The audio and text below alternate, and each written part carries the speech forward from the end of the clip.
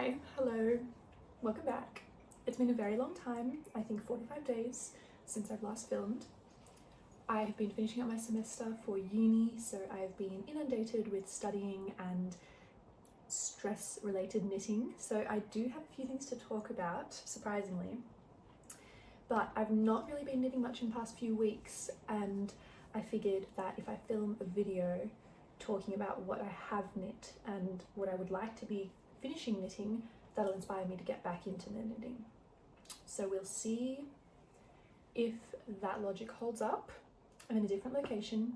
Hopefully the light is good. I feel like that's my constant struggle, is not really knowing if my setup is good until I'm editing it, and then I'm like, oh, the lighting's not very nice, but we're just going to roll with it. I have matcha in this little mug that I bought when I was at the Bendigo Sheep and Wool Show. This mug, it's really cool. It's got like these like please ignore my nail polish, it's terrible, but it's like crimped in at the side so you can hold it, and apparently there's a defect in it, so it was only $20. The potter was on the defects pile, and I don't know what the defect is. I think it was like that. It looked perfect to me, so I was very happy with this steal. So let's hope I don't get matcha on my mouth. I hope that you have a nice warm beverage or a cold beverage if that's what you'd like, and some knitting, and that you're keen to hear about everything that I've been knitting over the past month and a half. Let's get started with what I'm wearing. This is not a new finished object. You've seen this before probably. It is it is a cardigan that I knit earlier in the year, just free-handed it. It was my first sticking project. I added in this zipper, well, with the help of my mother, with this facing, this bright purple colour. It was a lot of fun to learn how to stick and to trust in myself for that process. I just free-handed the measurements as well. It is knit in noro ito, I think, in colour shibuya. And it's so fun. I just did I-cord edging all the way around. You can see just simple finishings. That's the same on the bottom, and like with the round, it's not really a round neck, I'd say it's a boat neck. And it was a lot of fun. I made a video about it. I'll link that somewhere wherever you do that. And I wear it a lot. In fact, it's pilling a lot. Just because it's like a single ply, and it's the ply is not consistent at all, so at some point it's like fingering weight, at other points it's bulky. So yeah, it's pilled a lot, and I've not depilled it because I don't really care. I think it just kind of adds to the like cozy, I was about to say homegrown, but it's not homegrown at all, just the coziness of the vibe. I love wearing this cardigan, just chucking it on all the time, and I don't really care to treat it too well. I'm not too precious with my knits because I'm making them to wear them and live in them. So that's the story of what I'm wearing. And oh, I also, the last time I wore this, I had quite a few comments about it. It is a hair tie that I bought, well, that I did not buy, when I was about 8 years old. I was at a maker's market with my mother, and I saw this and I fell in love with it. It's just a normal like fabric hair tie with these little felt strings coming off it. I'll put up a picture, but it's so cool. I think my sister also had one in like a greeny blue color, which I would love if she would find that and give it to me now, but I love wearing it. It's so fun and random. I'll put up a photo. So yeah, if you see like these random octopus looking legs coming out of the back of my head, it's my hair tie. I would really like to recreate it actually in a different colour, because I don't think my sister knows where hers is, and I would like a blue-green one. So that's what I'm wearing, and let's get into my finished objects. So the first finished object I will talk about, it's not one that I think has been on this channel before, besides in that video that I did where I'm talking about all the whips that I'd like to finish, because it was a whip from about last year that I had a burst of energy for, got up to casting on under the arms, and then I put it away because I realised my gauge was horribly off. But over this period of exams where I decided to cope with my stress by knitting instead of studying. I finished it. I picked it back up and I finished it very quickly. And it is my Joanna tank by Knits. Emily Chen of Knits, I believe her Instagram is. I'll definitely put up some photos because I don't think you can really see it in this light, but oh, it's terribly folded from being scrunched up. But it is a tank top knit in fingering weight yarn on 3mm needles. I just used 3mm needles for the entire project, even though I think you go down a size for the double knitting parts as per the pattern recommendations, but I did not. And it is in some very special yarn, but I'll get to that. So it's a beautiful tank top with this, nope, that's not an imperfection, it's just the yarn dye, with this beautiful crossover collar that is just such a stunning feature. As you can see, there's decreases along the back and the edges to really improve that fit. It's got double knitting armholes, and then at the end I just, wow, that is really obvious on camera where I switched to the second skein, but I just did a rolled edge cast off because I didn't really like the look of the twisted ribbing cast off on the other iterations.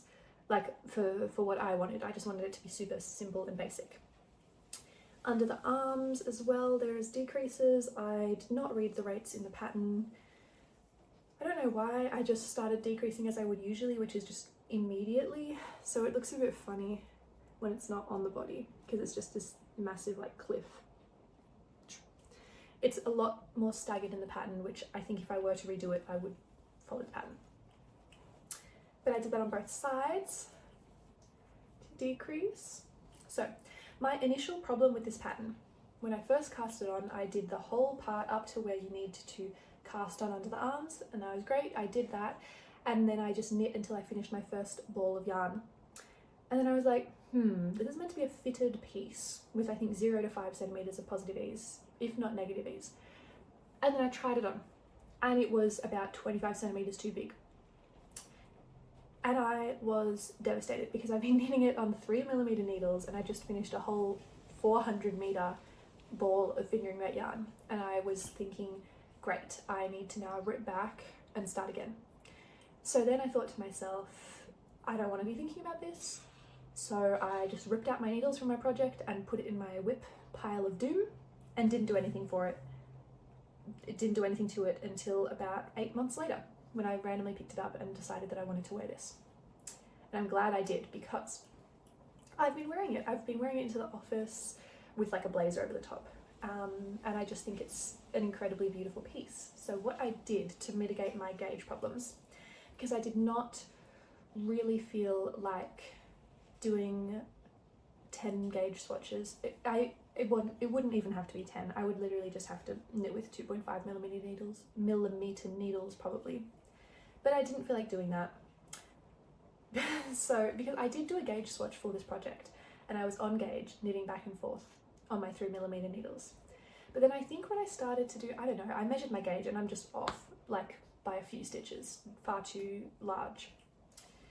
So to mitigate that, under the arms, I think each side you need to cast on about upwards of 10 stitches because it's meant to be a lot smaller gauge than what I'm knitting with.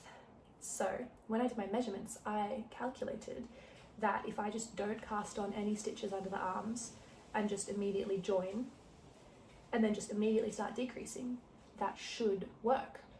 And I'm a genius, it did work. So I've just gone straight from the back and forth knitting to knitting in the round, and then I jumped straight into my decreases.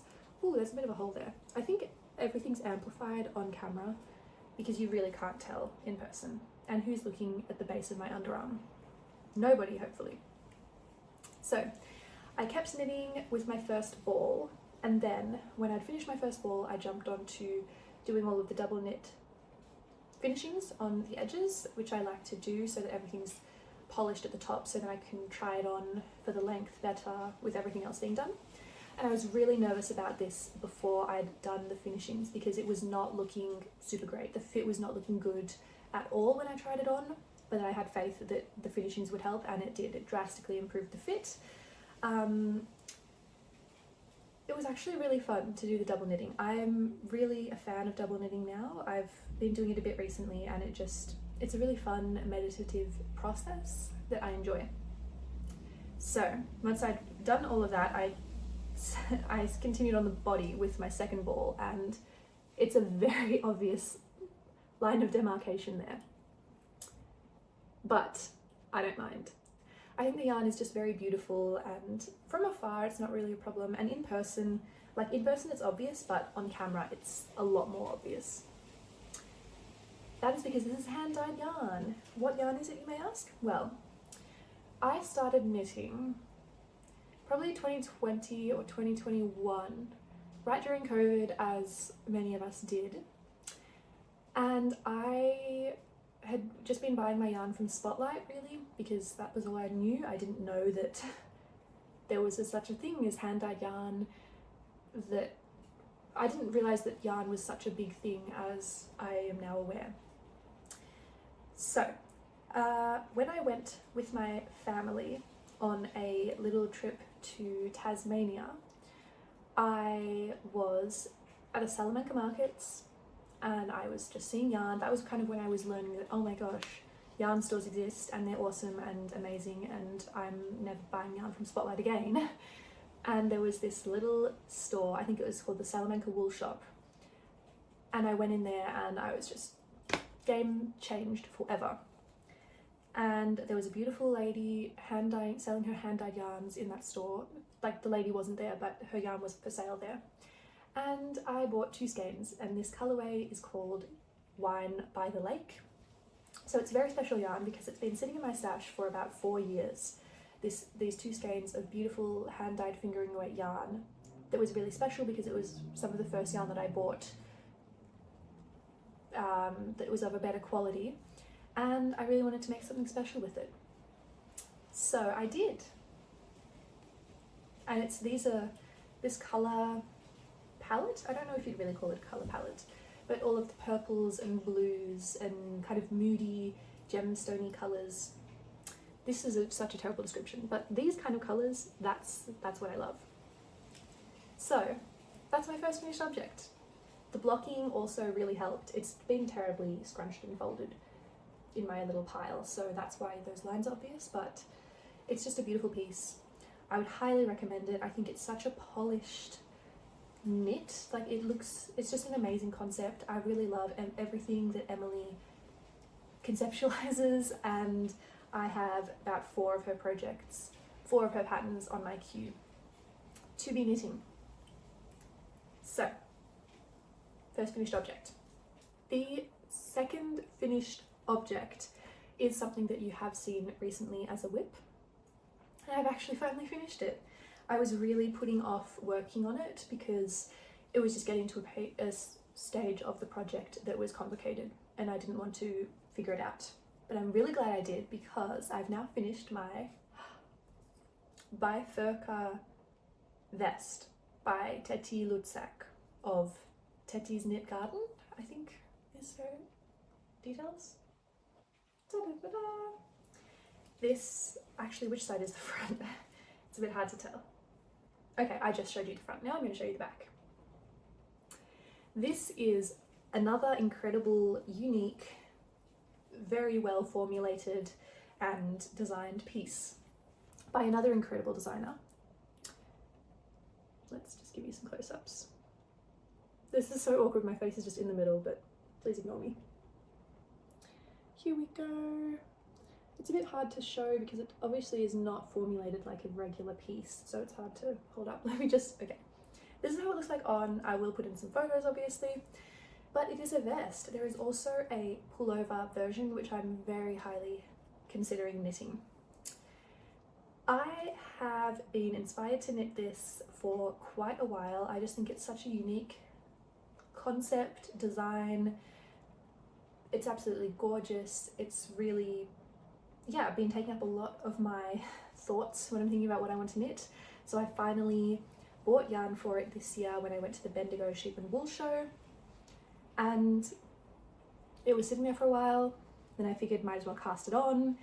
And then I got up to about here in the colourwork because the construction is very interesting for this, which I'll talk about in a second. Then I put it on hold because it was getting complicated. And then I finally, in my avoidance of studying for my exams, finished this as well as that other piece.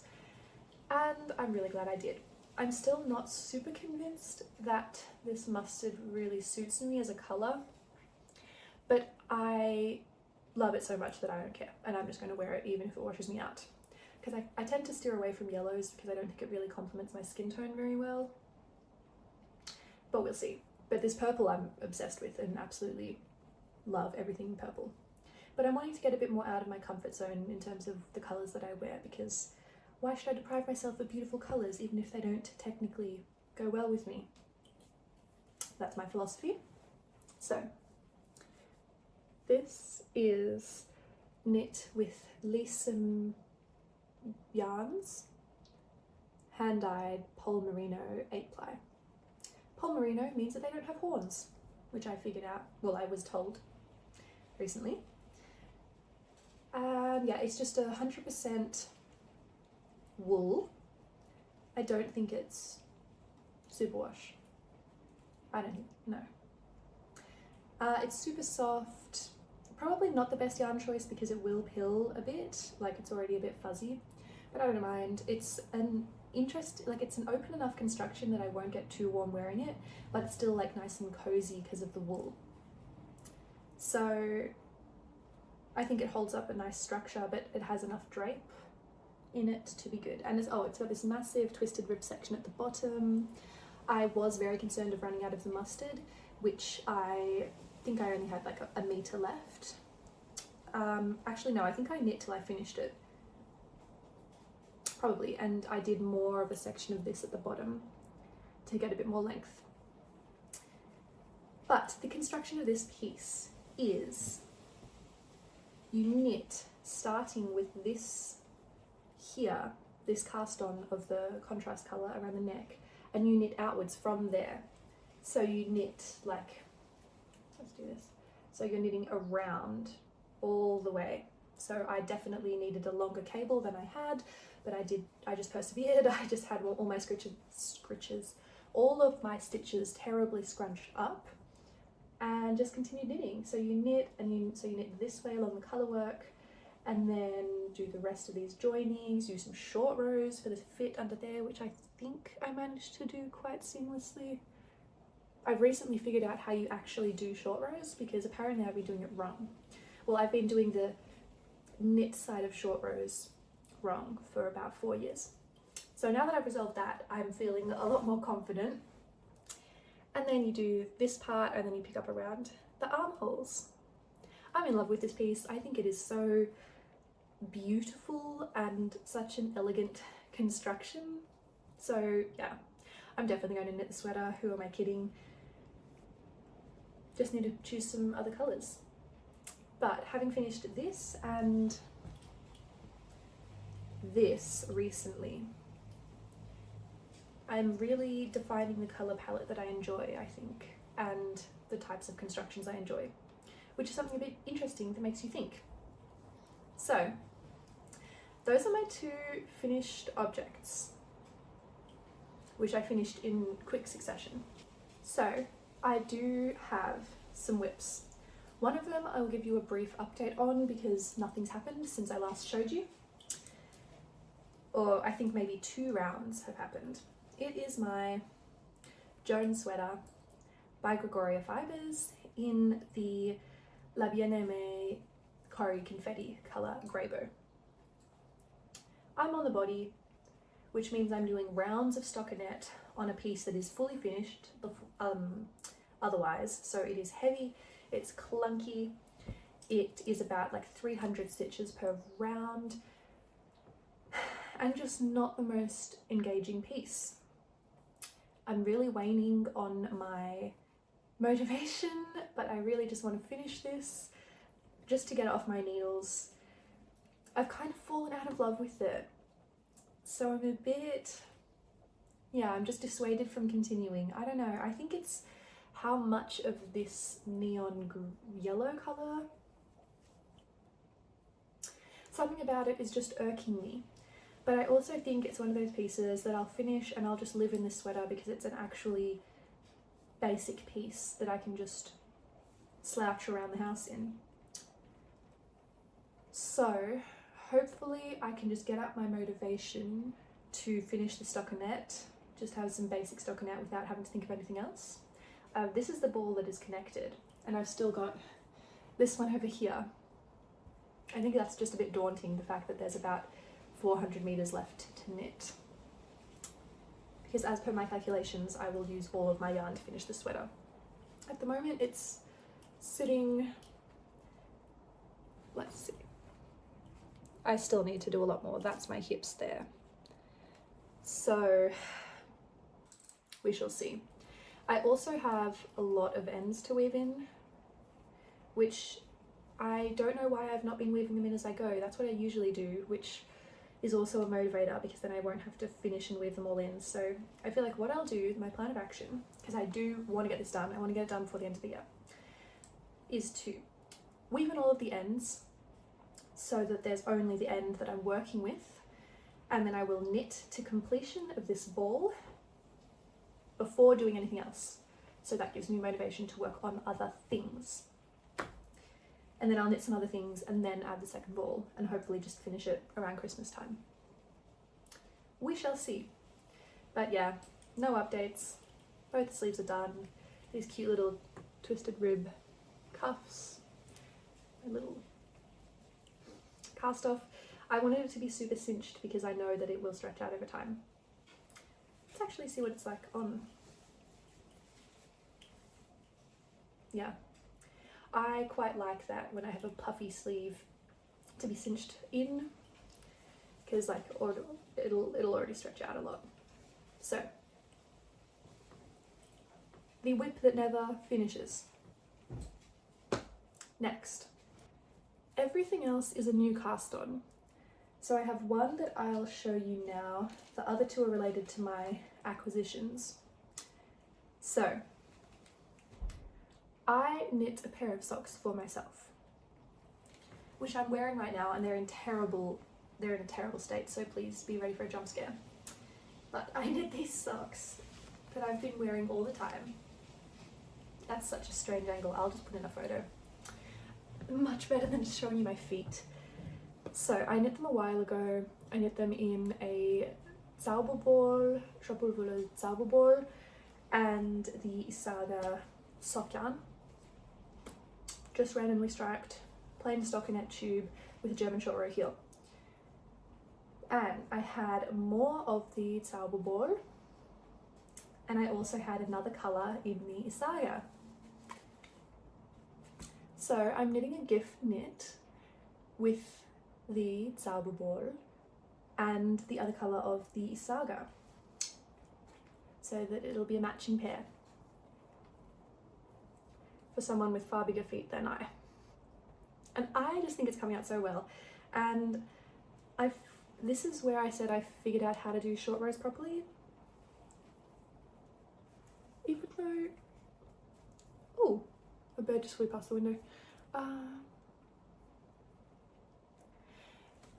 But now looking at it, I just don't think there's meant to be that much of an indentation when you're doing short rows for a heel. So if someone can please let me know, because it was the wrapping and the turning that I was not doing correctly when it came to the knit side. Like, not the wrapping and turning, I would have the yarn at the front as opposed to having the yarn at the back when I'm slipping the stitch. It was something like that, like I was meant to be slipping it purlwise when I was slipping it knitwise. Yeah.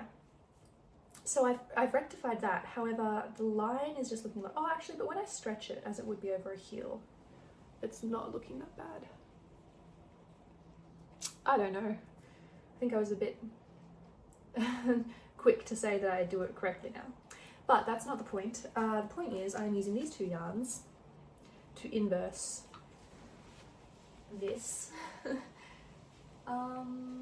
It's felted a lot. The one, because I just wear them all the time and I wear them inside my shoes because they're socks and I want to wear them like socks.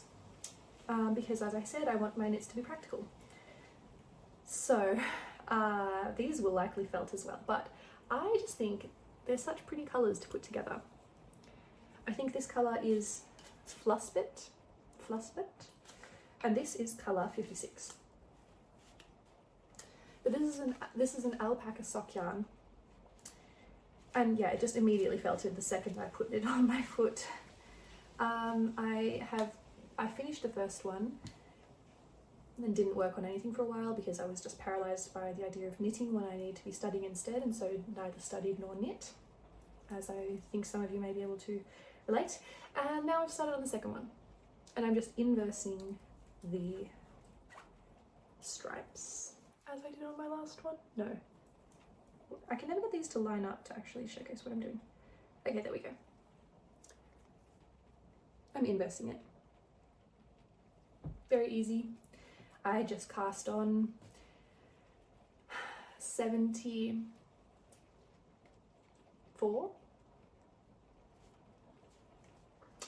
stitches, I think. I did 64 for mine, plus it's like 70 something stitches. It's on my Ravelry. And then I just did a rolled hem, so I just did straight into stockinette tube, did about 90 rows, 90 rounds, German short row heel, foot size 48, so ridiculously long, comically in fact, so it looks a bit funny, but yeah, I'm really happy with how they're coming out. I think the stripes with a colour changing yarn and a non-colour changing yarn come out quite visually effective. So that's something I've been working on. Actually, I just can't get over how funny the socks look. And I've been really wanting to knit more socks. I feel like I've finished quite a few pairs of socks this year, and I just always want to have a pair on the go. I just knit all my socks on these 2mm Xiaogu's red lace. I think that's what they're called. I did bend them earlier in the year. I don't know how, because they're meant to be indestructible, but they're bent. But it actually, I feel that it's kind of ergonomic. Yeah, it's this one. So when I'm knitting it, like it helps. I don't know. I know there are some knitting needles that are sold like this intentionally, so I feel that I just helped myself out a little bit there, but it's kind of funny. I really like these for sock knitting. I used to just use 2mm needles with like a 9-inch cape, or the 9-inch circulars. Why did I do that to myself? I don't know. It just is not fun for my... I like to be able to just knit the whole sock without having to change needles. So when I would do the heel, because I usually do just a heel flap and gusset, it was just not ergonomic, because I would punish myself, well, not punish myself, but I would knit the whole heel flap on the 9-inch circulars and then pick up all the side stitches as well on the 9-inch circulars and just be constantly worried that I would snap the needle in half. I've yet to break a pair of sock needles. Oh, touch wood, because that's likely what's going to happen now. But it's just so much easier when you've got extra room, and the cables, I really do not mind swapping it around at each side. Like there's a jog, but it's socks. I don't care that much. So that's another whip. My other two whips are with new things. So I guess I'll show you the yarns. This is also my acquisitions. I think I may have some other acquisitions to talk about, so I will start with the most exciting one. As I mentioned, I like to use knitting to cope with stresses in my life. And oftentimes that means channeling all of the chaotic energy I have that I have and that has been building up into casting on and starting a massive, intensive, time-consuming, mentally consuming project, so I can feel like I'm achieving something. Let me know if you also experience this. But I decided to cast on and create a circular yoke colourwork sweater from my own brain with new yarn I acquired, and so that's what I've done. It's another one where I knit nothing else but this for about a week, and then I've put it away in my little bag. So here we go. It has a mock neck that I just cast on, twisted rib. I've continued those twisted rib parts onto the sweater. It's terribly bunched up on a pair of 80 centimeter cable right now, but she's gorgeous, if I do say so myself. I've been thinking that its colours like a wagon wheel, you know, that the cookie, the wagon wheel. However, everyone I've said that to has said no, but I still see it. It's this beautiful wine colour, this white. You can very much see where I'm holding my floats, but I don't mind. And this chocolatey brown. I'll put in some photos because it looks really nice in the photos. Yeah, so I think that once I finish my Joan sweater, I'm just going to knit on this and finish this. Terrible timing, it is November, so it is Australian spring, even though today it's 10 degrees outside and raining. It'll get really warm soon. We've had a few 30-degree days. That's, well, 33 degrees, like 95 degrees Fahrenheit. If anyone uses Fahrenheit that is watching me. Ooh. As I was saying, I'm really happy with this. The colours I think are really striking. So you can't really see, but it's like a kind of chevron, like a massive triangle. Zigzags, that's the word. What am I using? I'm using this random yarn that I acquired when I was at a yarn store. That's another thing that I need to show as an acquisition. I'll remember that for later. I was at a yarn store, Crafty Cottage in Huntingdale, Melbourne. Love that store. And I saw this yarn and I wanted to get it. So it is the Sporti. It's a 5-ply, 50 grams, 150 meters. It was just strange, like, they just look so cute. So I bought some. This is colour 11351. So I bought all these colours. I also bought 2 other colours which I ended up not wanting to use for this project, so I'll have to do something else with them. These 3 colours, absolutely gorgeous. So what I'm going to do is I'm going to finish the stripe, this maroni, what is it, wine coloured I guess, stripe, and I think that's where I'm going to split for the sleeves as well. So when I start on the sleeves and the body, I'll just go back to the white, and then I'll just finish off the rest with the brown. So there'll be a larger portion of brown at the body and the sleeves. I'm just going to do straight sleeves, I don't want to do any decreases, and then just finish with like a long twisted rib cuff as on the body, just like for the neck. And I think it's going to be beautiful. I kind of showed it, but I've got like a column, the twisted rib column running all the way down from there. Can you really tell? I think it's quite messy actually, because it's got like a pearl on either side. I just thought it was a nice little detail. So fingers crossed this turns out nicely. I've been writing down all of my notes so that hopefully I can figure out where I go wrong, but I'm really excited for this. Oh, and I'm also using my little D&D die stitch marker that I also bought at Bendigo. Or I think it came for free in something I bought at Bendigo, but it's a bit cute. My nails are so terrible, I apologise. So that's an exciting whip. I really want to call this my wagon wheel sweater, although apparently it's not the colours of a wagon wheel. Wagon wheels are not zigzaggy and pointy, and it's not reminiscent of a wagon. So I need to figure out a better name for this. I'm just calling it a colourwork sweater on Ravelry for the moment. I put all my notes on Ravelry. The last little whip I have is absolutely nothing so far, but it's with another acquisition, which is this massive zauberball.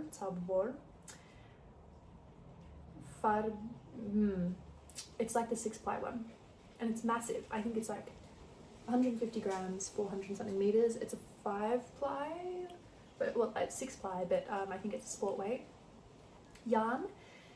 And I don't know what the colour's called, but absolutely stunning, and it really I've got a one-track mind at the moment with my colours, but it's massive, it's beautiful. I initially bought it because I wanted to make some socks, but then I didn't want to cast on 5 pairs of socks at once, so I decided I want to knit a scarf. And then I thought I want to knit a skinny long stockinette scarf. And then I thought I do not want to be knitting this on short circulars because I want it to be skinny. So I'm going to double knit the whole thing. Why? I don't know.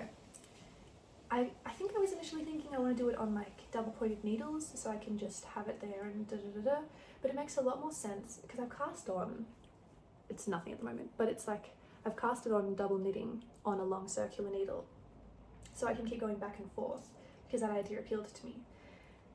But I'm knitting it flat, so it's like it's in the round, but I'm knitting in double knitting. Does that make sense? So I can just transition this to knitting magic loop in the round, which would probably be a lot simpler.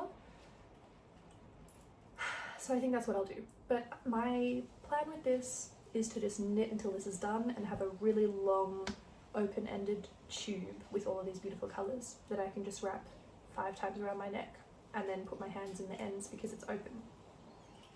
Not too exciting,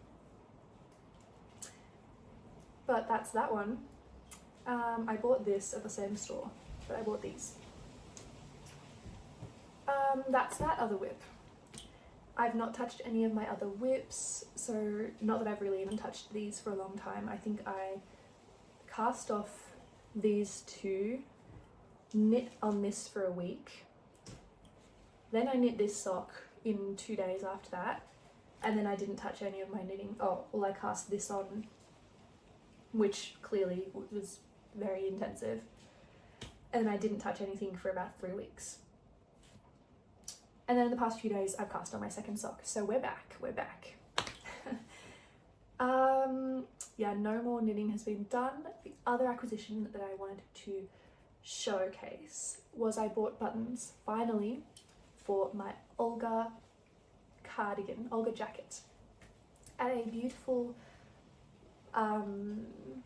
random fabric and button store in Geelong. They're very, very beautiful iridescent greeny browny buttons that I think complement my Olga very well. I'll move a bit to the side so I can put some photos.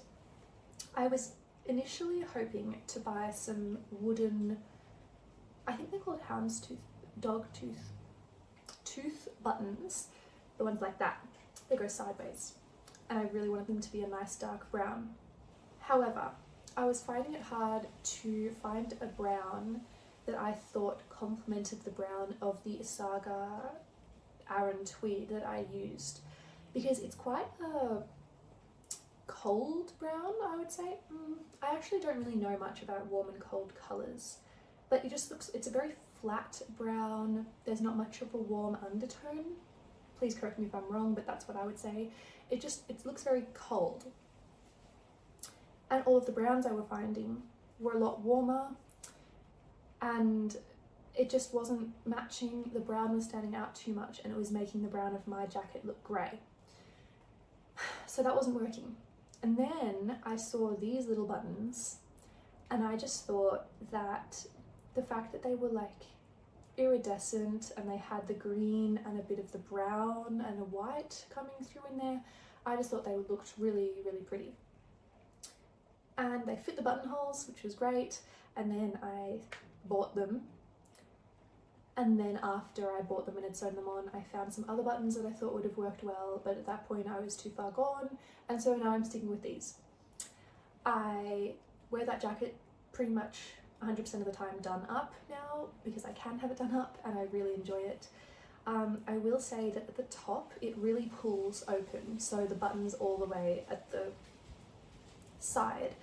I think it is because it's just so heavy, the top of the jacket, like the sleeves and the collar all pull off of that part, so the top 2 buttons are really open. But I don't know how to really fix that. I think that my buttons are quite secured, but I just think it's always going to pull them open. I've not really seen that be a problem for other people, so I feel like I've done something wrong. I'm not quite sure what I've done wrong though. So if anyone has any advice on how to mitigate that without putting in elastic, I know that I could put an elastic around the collar to hold that in a little bit more, which I think I will do later, but for the moment I don't think that will help with my buttons.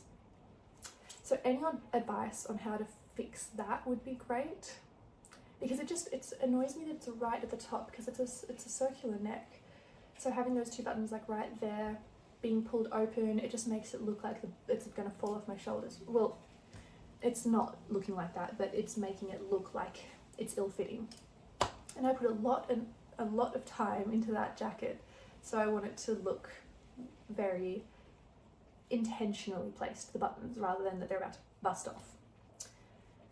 So yeah, that was a long-winded way of saying I bought some buttons and then bought that yarn. So that's all my acquisitions. So now we are going to talk briefly about other media and other things going on. So I was reading The Secret History. I finished that one. The ending and some of the things near the end left a sour taste in my mouth. So I still enjoyed I enjoyed the concept of the book. I enjoyed all of the literature references. I enjoyed the style of writing.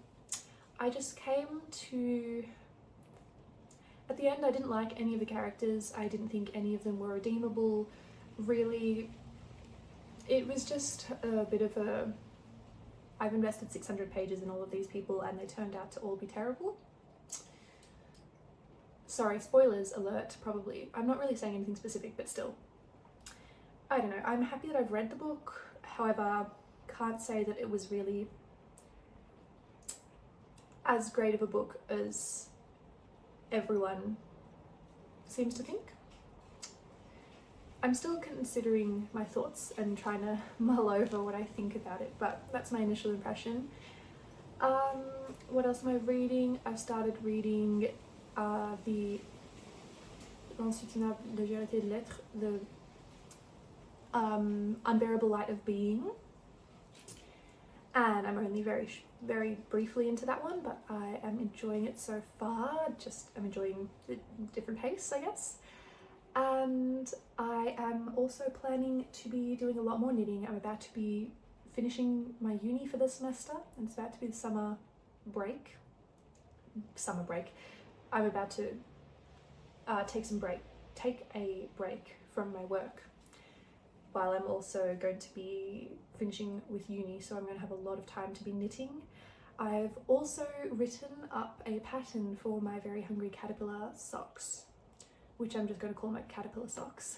I'm just having a friend look over that at the moment to see if it's even understandable and if it is written in a way that other people will be able to understand. So I'll release that one for free just on Ravelry, and I guess I can just put the PDF link in my YouTube. I'll release that soon. So if anyone was interested in that, it will be coming. I'm just, wanting to make sure I'm putting out a product that is actually legible. But yeah, other than that, I'm really keen to get back into knitting. Thank you for sticking around, and thank you for coming back after such a long hiatus. I hope that you've enjoyed the video. I hope that you've got some knitting done. And yeah, if you have anything to say about any of my projects or any advice to give, please let me know. I'm always very receptive to everything people have to say. So yeah, I'm going to stop rambling now. I feel like it's gotten a bit rambly. Oh well, it is a ramble, is it not? Have I not been calling these my rambles? I'm going to stop talking now. Thank you for joining me. I'll see you next time.